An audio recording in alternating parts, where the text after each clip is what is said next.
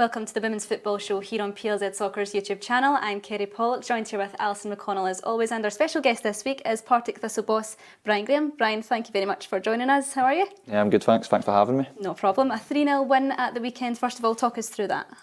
No, obviously it was a big moment for the club, obviously playing at Firhill. And as a manager getting into those games, you could be thinking a bit tricky, you might not get the result you're after, especially when you're trying to get fans in the door to promote the women's game. But on the day I thought we started a little bit nervy in the first half, never really got to grips with the game plan we were trying to implement through the week in training.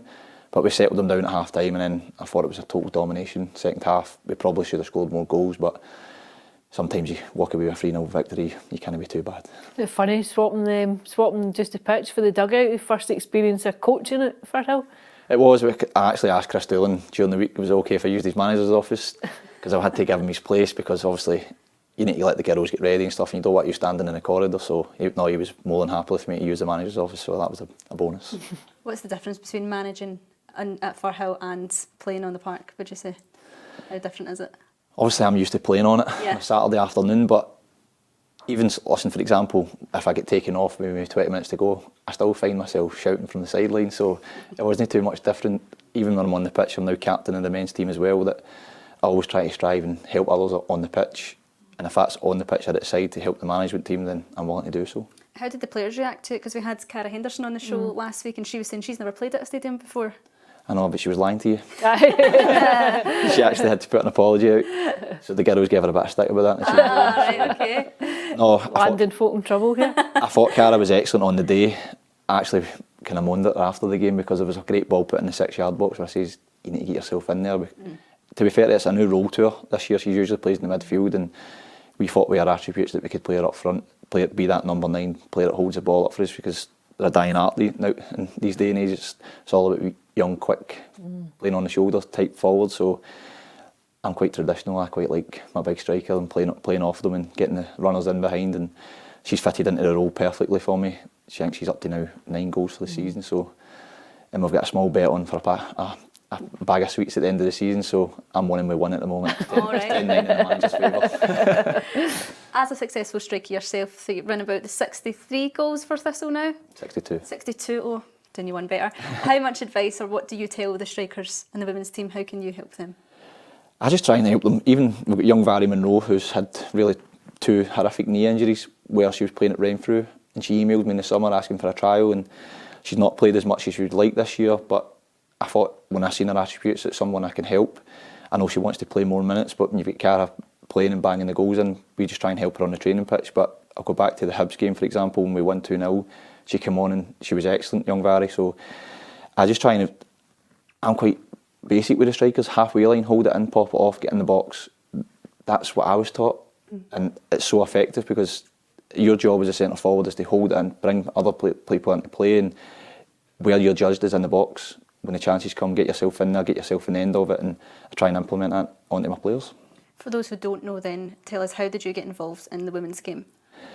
Well, I'd just not long signed for Partick Thistle at the time, and I think Ian McCall would mention to Jackie Lowe and Beth, the girl from the office, that I think it'd be a good time to get Brian into coaching. So when they first approached me, I was quite taken aback by it. I wasn't really ready for it. I always said I wasn't going to really go into the coaching. I wasn't sure about it, because I wasn't sure about doing the badges. If I'm being really honest. But when I sat back, thought about it, I thought about my age and went, do you want to know what? They're going to put me through all these badges.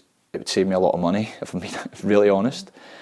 And it's a great opportunity while I'm still playing to get a bit of experience behind me and try and build up my CV for when I do finally hang up my boots, that when I start applying for jobs, then I've got something behind me that proves that I can do the job.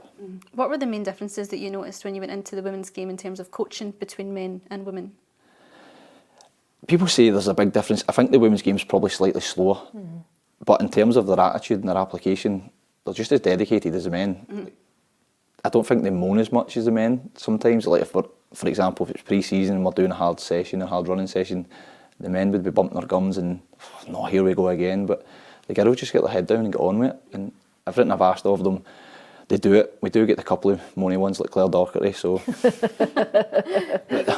overall they're a fantastic bunch to work with.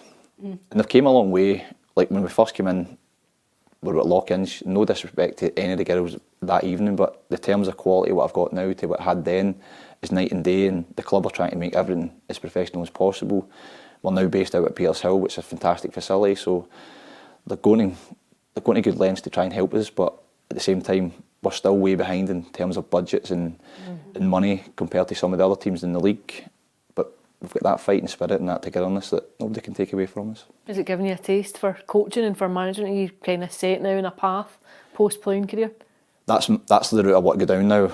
As I said, I wasn't really sure about it, but now that I'm in the game and I'm involved, and I've just went through all my badges as I spoke about, that I'm actually really enjoying the role as being a manager. I like making decisions. I like working with my new assistant Ross, who we got from Rangers, who's been fantastic, very, very detailed, and the two of us bounce off each other really well. So it's definitely, once the boots do get hanging the peg, I will be applying for jobs. Well, let's have a look at the rest of the results from the weekend and see how things are shaping up. Ali, I think the most surprising one there was the 0-0 draw between Hearts and Glasgow City. Yeah, and I think it just opens up that wee chasm at the top. I think that's 8 points behind Rangers now, 7 behind Celtic. You'd have to stress they've got a game in hand so they can claw that back a bit. But I have to say, my own impressions from the first chapter of games is that I think Rangers might be the team to beat. I think it's very nip and tuck between Celtic and Rangers. I don't think there's a huge amount between them, but I was hugely impressed by Rangers in the last Celtic-Rangers game, the derby, just before the international break. I thought they really took a grip of the game in that second half. Glasgow City, though, I don't know if you'd ever write them out just because of the experience and the depth that they've got and the fact they've been over the course so many times before. But I think it will be tight again this season, but I thought that was a very interesting result. Do you think their defeats in the Champions League has maybe had a little bit of an impact? I think there was maybe a hangover initially from that, but come this stage, I'm not sure that would be pertinent to where they are now in the league. I know Leanne Ross has been irked with a couple of performances where she feels as though they've just not quite clicked, they've just not gone through the gears, and in terms of just decision making in the final third. I think that was a fairly perennial criticism throughout the course of the campaign, and I think you saw that yesterday. I think they created a lot, they dominated the game for big chunks, but just couldn't get the ball in the back of the net. Brian, you've obviously played all three of them. Who's more tricky, who's more challenging when you've come up against them, have you found? To be honest, I thought Rangers started the league quite slowly, if I'm being really honest. But I think if we touch on the Old Firm game, I watched it, you get Lizzie Arnott coming back. The firepower they had to the tail end of that game was frightening, and Celtic had started, I think it was 11-11 before that game, and I thought Rangers, especially the last half an hour, were totally dominant, and for me they looked the ones to catch. I would agree with you. I thought Lizzie Arnott made a huge difference when she came on that day. She came off the bench, obviously just coming back from injury, but I thought she was really excellent. Yeah, she gives them so much different firepower. She's got that left foot, and you've seen that goal she scored in the cup final. I think it was at Tynecastle at the time, where she's such a big influence in that squad, and to have her back, plus the girl Hardy they brought in the summer, they've got real firepower up there, and they could be the ones to catch. I think so. Don't get me wrong, there's the January transfer window to come, so we'll see out of the big three who spends the most money. Yeah, indeed. Well, it definitely makes a difference, Alison, when you look at these teams' benches. Like we were at the Hibs Rangers game, and they brought on more talent, and they just cruised it. Yeah, they've definitely got much more depth. I think we speak about it every other week, that it's almost as if you've got 3 leagues within one league. I think the top 3 really have resources that would outstrip everyone else, and then you sort of see the middle chunk with Thistle and Hearts and Hibs all battling away. I think like Thistle, you would argue, punch above their weight a bit when you look at the resources compared to others. I think they are. I think if you look at Hibs and Hearts, like obviously Hibs at the Orium, they've got the top facilities. I used to be a Hibs player as well, so I know the facilities that the Hibs girls get at the training ground there. So we've not even got a gym at Petershill. That's a private gym that we can't use. We've been trying to implement a gym session, but we've got a deal now with the Nuffield that the girls have got their programmes, and to be fair to the girls, they do it off their own back. We've got touch on Rosie Slater and Amy Bullock. They go every Monday morning before they go to their work, and they're in the gym. They're trying to be my girls are trying to be as professional as they possibly can. Listen, I'd love to have more money in the bank where the girls were full time, but they're acting as full time players, even though they're out working constantly, all different hours. Has that opened your eyes, do you think, like to the sort of challenges that female players go through while they're trying to forge a career and also hold down work? No, it's incredible the amount of work they have to go through. Like, I know we only train from 7 to 8:30, 3 nights a week, but their attitude to turn up all weathers. Like we've got a girl, Imogen Longcape, she's travelling from Carlisle for 3 nights a week training. We've got Megan Robb, comes from Dundee, never misses training.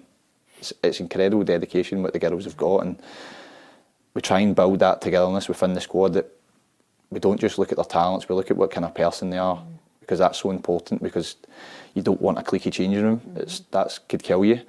So we make sure the changing room is their environment, make sure it's a real buzz about the place, and if you get a happy changing room, you get a happy team on the pitch. Do you think that's overlooked by a lot of people, not only in the women's game, but maybe all over Scottish football, that these teams in the female league aren't all professional, they aren't all full-time, and they do have to juggle their own personal lives as well as their playing time? Yeah, we all speak about the women's game getting bigger and better. It is, but at the same time, we've still got to educate a lot of people, because some people still look down their noses at it. But until you're really involved in it and see the dedication and what the girls put themselves through, it's incredible. We had a girl, Dion Brown, a couple of years ago. She's now at Kilmarnock. Dion in a couple of weeks ago. She was on, yeah. I think she'd had her baby, and after 4 months she was up training with us. It was, I couldn't believe it. And she's a lovely, lovely person. And then she left. Then she asked to come back into training to keep her fitness up. I can't remember what team she'd left, but then Jim Chapman had phoned me about Kilmarnock. I said, listen, take her in. She's a fantastic person, and she'll score goals at that level. How do you find that juggle between your playing time and your managerial job as well? Is that difficult? Is there ever a moment where you don't think about football in house? No, because my wee boys get training 2 nights a week as well, and he plays on a Sunday morning, so my life is totally dedicated to football at the moment. But I'm at a stage in my career where I'm 36 at the end of the month. You've got that juggling, as you said. You're spinning plates at all different angles, and you're trying to keep up with everybody. But so far, so good. I'm managing to do it. Managed to keep a happy household at the same time. Walk the dog 3 times a day as well. So my life is constant, but I'm not one of these guys that can just sit down and just sit about the house. I think that would drive me crazy. So I think it suits my lifestyle. Yeah. Would you be keen to stay in the women's game coaching, or would you prefer to branch out and go into men's coaching, or are your options completely open? Well, I speak about it with my girls that I think honesty is a big thing. If I've been really honest, when I first started to do the women's job, I only seen it as probably a project to try and grow my CV and try and grow my coaching badges and get a bit of experience. But now that I'm in it, it's definitely an avenue that I would never say no to. I've thoroughly enjoyed it, and long may it continue. I know people keep asking me, are you going to jump and try and go to the men's side? See whatever comes, I'll take it in my stride. I just want to keep pushing Partick Thistle right now as high as I can possibly get them. I know I'm fighting for the top 6 this year, but if I could try and break one of the Edinburgh sides, then it'd be a hell of an achievement. Brian, Thistle do have a tricky fixture coming up against Aberdeen, having to travel up there on a midweek day at 7:15 at night. How difficult is that? I don't imagine you or the team are too happy about that. No, listen, the biggest disappointment for me is I know the league have got these slip dates for, you can't do anything about the red weather warning, totally get that. But the big one is there's got to be slip dates for the part-time teams on a Sunday. And all the slip dates are midweek. Like, for example, they offered us the Wednesday night away to Peterhead, but that didn't suit us either. And then because Aberdeen used Cove's pitch, we couldn't get it for the Thursday night, so we're now having to travel to Aberdeen's training ground for 7:15 because the floodlights need to go off at 9 o'clock. I've been on the phone to head teachers at schools to try and get one of my teachers out of the last 5th and 6th period at school. I've got firefighters, I've got nurses. See, right now, I've not got a squad for it. We put a yes and no in the chat. Right now, I've not got a squad for it. And when you say 3 leagues, when you taper it down, there's going to be one spot less for the top 6, because I think the rest take care of themselves. It's between Partick Thistle, Aberdeen, Motherwell and Spartans. And we're asked to go and play Aberdeen for 7:15 on a Thursday evening against one of the biggest rivals for the last remaining spot. I don't think it's very fair.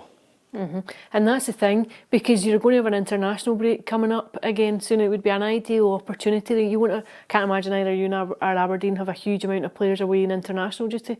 Would that be an ideal slot to play that Sunday? Well, we actually gave them a scenario that we felt would have fitted in, because Montrose need to travel to Glasgow City.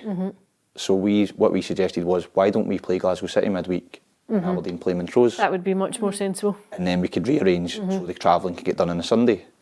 But I think they said, well, the other fixtures are already tied in, we can't really start messing fixtures about to do it. I thought our solution was a lot more easier, the one than us going for a 7:15 kick-off with half a squad.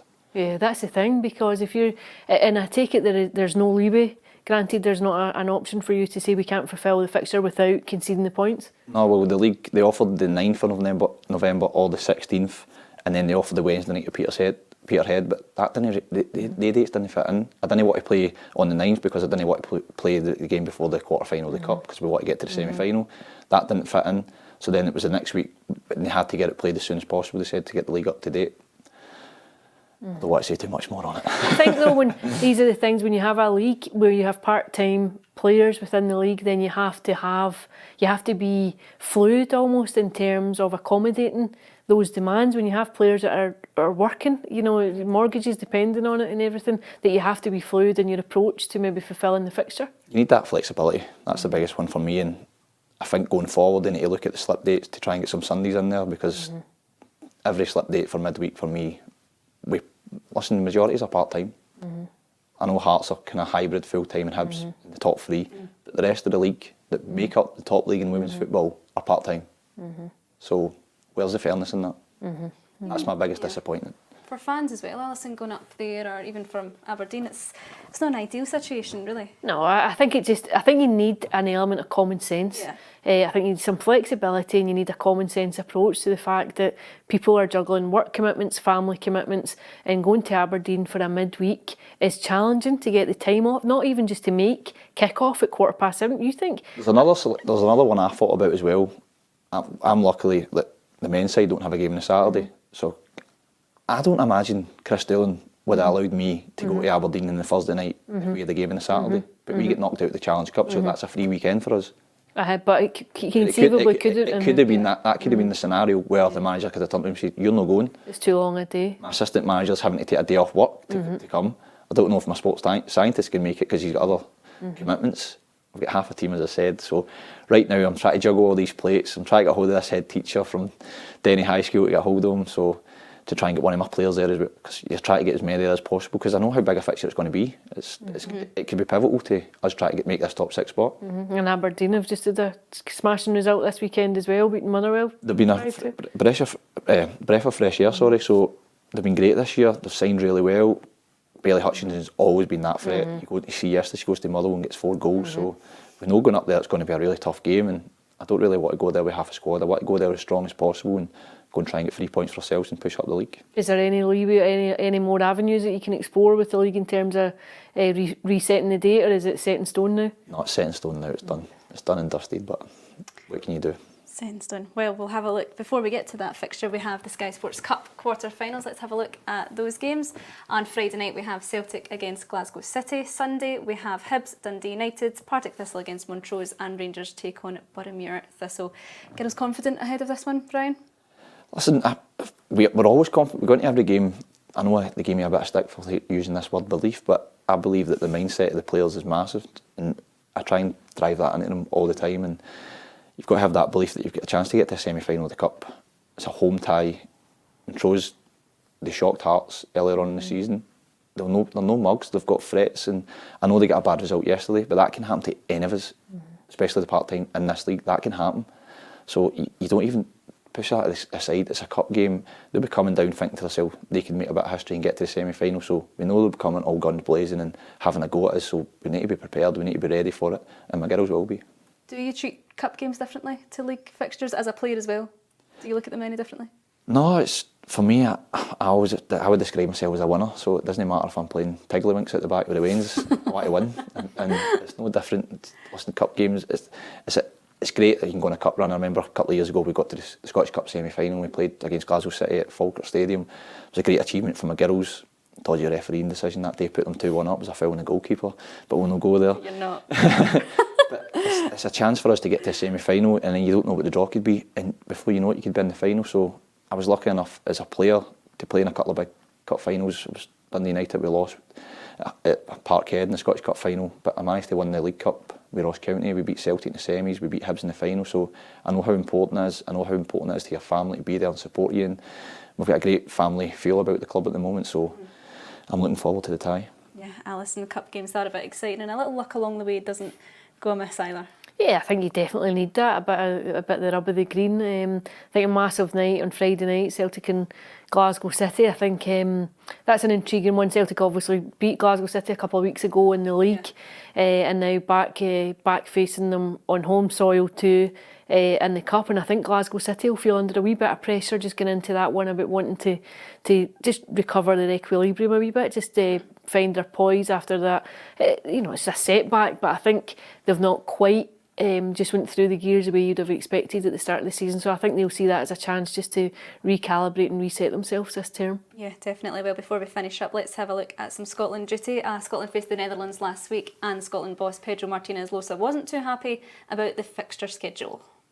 It was always our objective. We thought, in one way, obviously you never know, but we thought that we needed to win 2 games. That's pretty much. Obviously, we felt we have initiated and competed this Nation League in a disadvantage because UEFA didn't give us any game on the Friday. So when you come on the Friday, when you come and you play every game away from home and you don't have to travel, is an advantage. We put a formal complaint and it was listened, but maybe for the next occasion. So when you give England all the games at home on the Friday and you give Scotland all the games at home on the Tuesday, you are not helping on the participation of people and the fans. Second one, especially in half term now, we could have a game on the Friday night. Very exciting for a lot of families and fans. We didn't understand why that happened because that was not in the rules. Brian,